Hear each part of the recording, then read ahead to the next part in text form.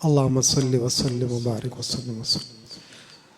لائق تکریم حضرات علماء کرام، مشائخ اعظام، معززین علاقہ اور بالخصوص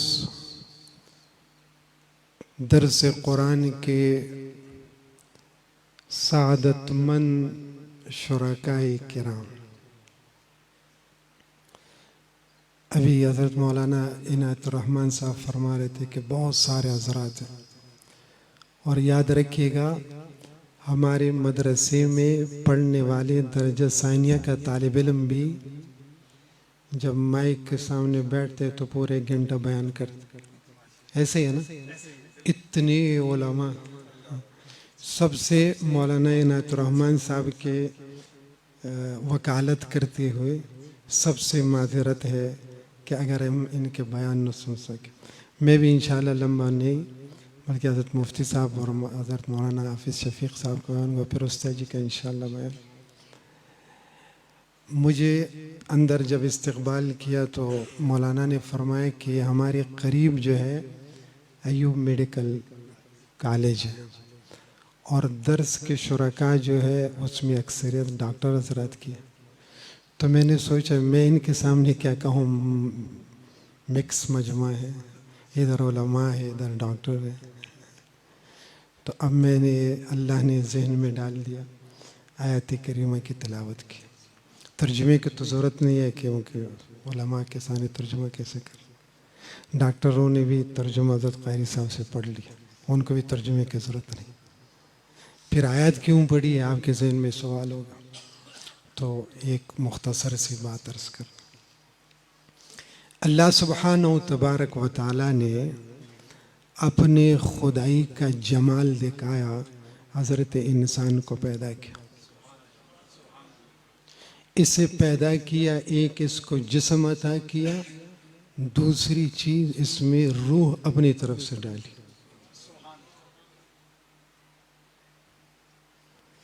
یہ جو ہمارے ایوب میڈیکل کالج کے ڈاکٹر حضرات تشریف فرما ہے، جو درس میں شریک رہے ہیں، یہ میدان میں آئے، آستین چڑھائے، کہنے لگے اس انسان کے جسم کے شفا یابی کے لیے تمام اسباب اور کوششوں کو ہم اپنے ذمہ لیں گے۔ ایسے ہی ہے ڈاکٹر صاحب؟ تو جو دوسری چیز اس انسان کے اندر اس کی روح ہے جو اللہ نے ڈالی اپنی قدرت سے، تو یہ کام بھی کوئی کرے گا کہ نہیں کرے گا؟ تو اللہ تبارک و تعالیٰ نے حضرات انبیاء کرام علیہم الصلوات و تسلیمات اور ان سب کے اخیر میں تاجدار ختم نبوت حضرت خاتم الانبیاء محمد مصطفیٰ صلی اللہ علیہ وسلم کو اس انسان کی روح کے علاج کے لیے بھیجا، اور ہمارا ایمان اور عقیدہ ہے کہ آپ خاتم النبیین ہے، تو پھر یہ والا کام آپ سے وراثت میں آپ ہی کی دین کے علماء کو مل کے، تو کوئی کہ ایک طرف حضرات ہے میڈیکل سائنس کے ڈاکٹر، وہ انسان کے جسم کے علاج کے لیے شبانہ روز محنت کرتے ہیں، اللہ ان کے اخلاص کو قبول فرمائے۔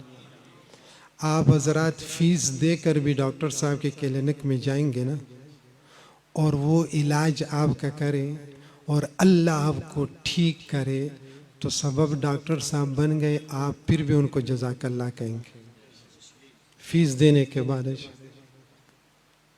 اور قاری صاحب 8 سال جمع 8 سال جمع 8 سال 3 بار 24 سال روح کے علاج کرے، کوئی ان کو جزاک اللہ نہ کہے، اونچا کہو قاری صاحب جزاک اللہ، اللہ ان کی خدمات کو اپنی رضا کے لیے قبول فرمائے۔ قاری صاحب فرما رہے تھے کہ میں نے دورہ تفسیر حضرت شیخ المشائخ مولانا سرفراز خان صفدر صاحب علیہ رحمت سے غالباً 91 کا بتا رہے،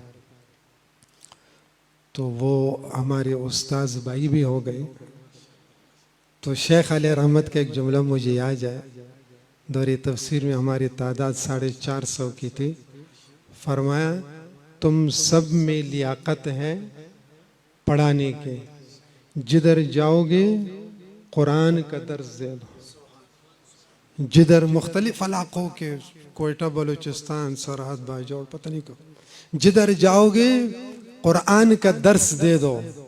پھر فرمایا ایک بھی بندہ بیٹھے درس دیا کرو، اللہ تعالیٰ تمہارے اندر ذوق بھی سلامت رکھے، شوق بھی سلامت رکھے۔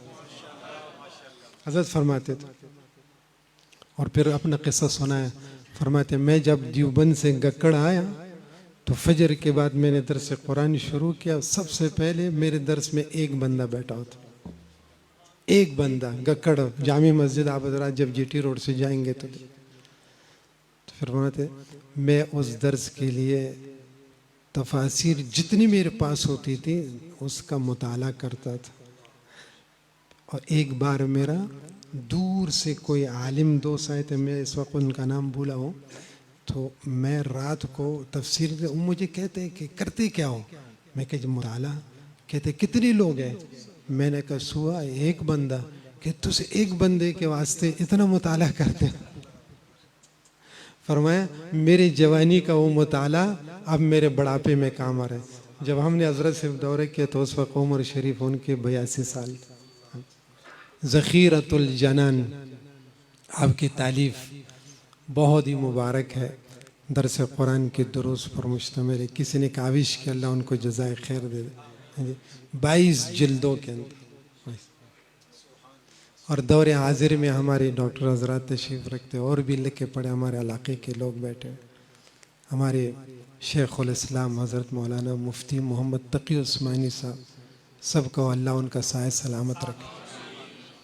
ان کا اردو آسان ترجمہ ہے 3 جلدوں کے اندر، جو لکھا پڑھا طبقہ ہے وہ ضرور اس تفسیر شریف کو اپنے گھر میں رکھیے گا، تاکہ جب چاہے آپ کسی آیت کا ترجمہ اور مختصر تشریح اس میں ہے۔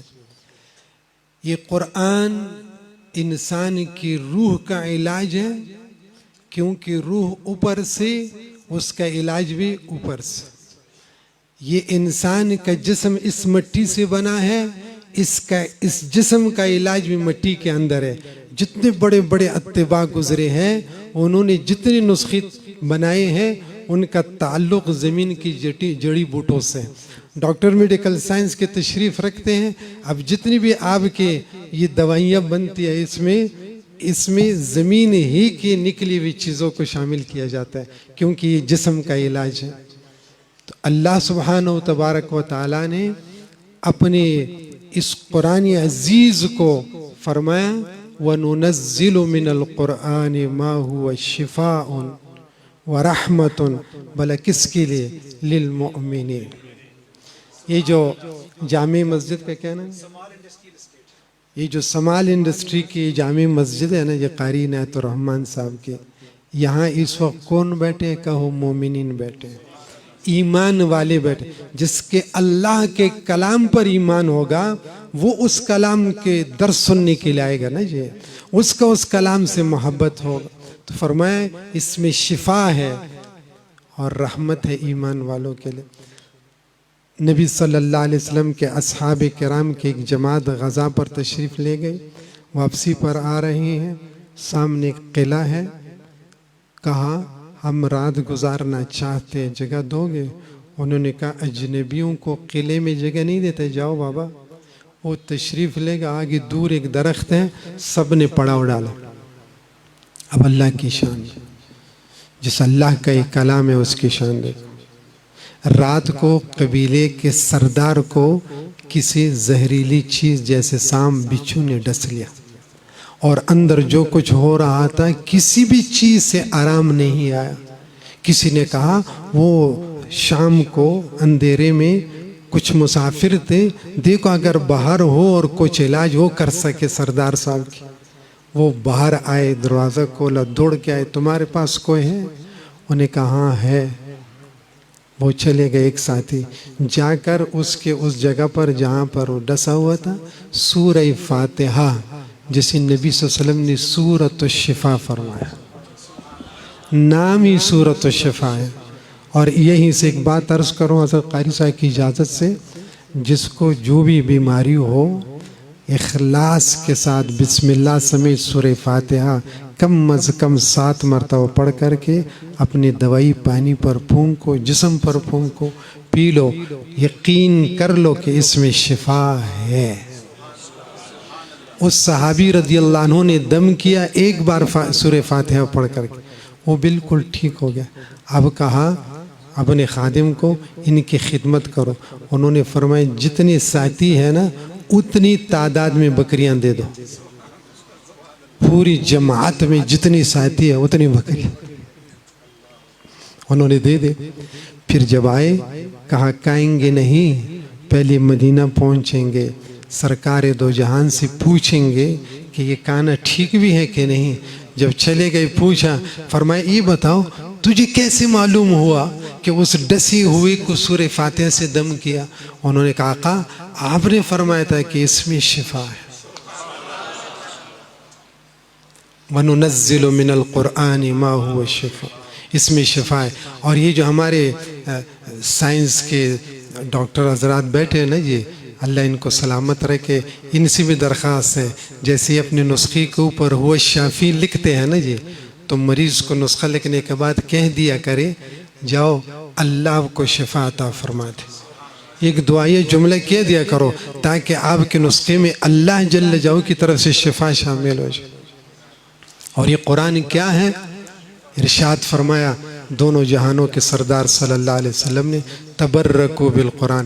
اب یہ جو میرے بھائی بیٹھے ہوئے ہیں نا، یہ بہت سارے اور بھی ہیں، وہ کہتے ہیں نہ ہم مولویوں میں روحانی، نہ ہم ڈاکٹروں میں جسمانی، ہمارا کون سا گناہ ہے آپ ہمیں کچھ نہیں کہتے ہو۔ وہ کہیں گے نا تو آخری جملہ ان کے لیے، آخری جملہ ان کے لیے کیا؟ سرکار دو عالم صلی اللہ علیہ وسلم فرماتے ہیں تبرکو بالقرآن فَإِنَّهُ كَلَامُ اللَّهِ خَرَجَ مِنْهُ۔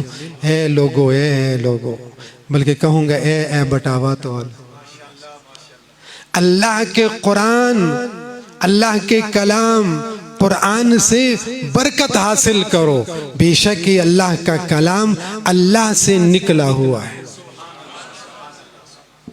آپ سے 2-4 چھوٹے سوالات پوچھوں گا، اجازت ہے نا؟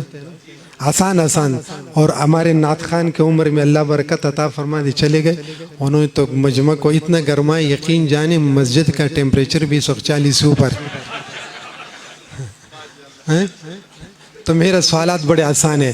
آسمان کس نے بنایا؟ زمین کس نے؟ پہاڑ کس نے؟ سمندر کس نے؟ انسان کس نے؟ آپ سب میں فرماتے ہو اللہ نے بنایا، اللہ نے پیدا کیا، یعنی یہ کل کے کل جو چیزیں ہم جانتے ہیں، سنتے ہیں، دیکھ رہے ہیں، یہ سب مخلوق ہیں، کہو بے شک۔ وہ جو الماری کے اندر قرآن پاک پڑھا ہوا ہے، جب کوئی پوچھے یہ کیا ہے، یہ کس نے بنایا، ہم نہیں کہہ سکتے کہ بنایا، ہم کہیں گے یہ اللہ کا کلام اللہ سے نکلا ہوا ہے۔ اور جو اللہ سے نکلتا ہے اسے مخلوق نہیں کہتے، وہ اللہ تعالیٰ کی صفت ہوتی ہے۔ ہمارا ایمان ہے قرآن کلام اللہ ہے، اللہ کا کلام ہے، بشر میں سے کسی کا کلام اس کے مشابہ ہو ہی نہیں سکتا، نہ اولین نہ آخرین، نہ انس نہ جن، کوئی بھی ایسا کلام پیش نہیں کر سکتا جو کلام خالق کا ہے، مالک کا ہے، کہو بے شک۔ کلام اللہ ہے، اللہ کا کلام ہے، خرج منہ، اللہ سے نکلا ہے۔ اے لوگو اس کے ساتھ برکت حاصل کرو۔ سوال برکت کیسے حاصل کریں گے؟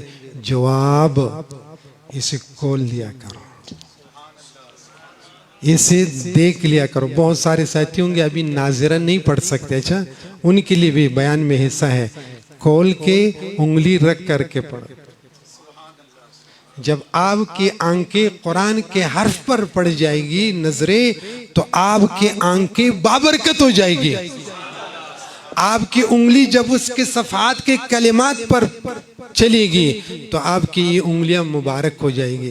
تبرک ہو. اور کیا ہی بات ہے جب آپ اس کو صحیح تلفظ کے ساتھ سیکھ کر کے پڑھیں گے. اور کیا ہی بات ہے جب قاری عنایت الرحمن سے 8 سال کے اندر اس کا پورا ترجمہ اور تفسیر بھی پڑھیں گے. رب ذوالجلال سب کے لیے مبارک